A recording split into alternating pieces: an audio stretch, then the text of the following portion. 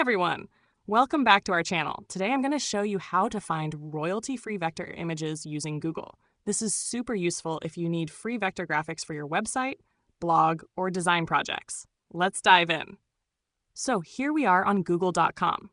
Let's say we're looking for some computer-themed vector images. All we need to do is type computer vector into the search bar and then hit enter.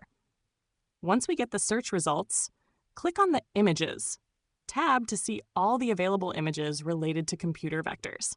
Now, to make sure the images we're using are royalty-free and safe for reuse, click on the Tools button right here.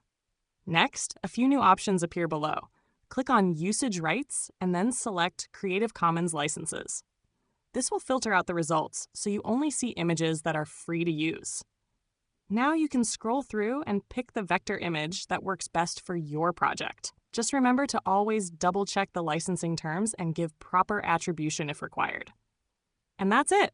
Finding royalty-free vector images with Google is super easy when you use the Tools feature and filter by Creative Commons licenses. If you found this tutorial helpful, make sure to give it a like, subscribe for more helpful tips, and hit the notification bell so you don't miss out on future content. Thanks for watching, and I'll see you in the next one.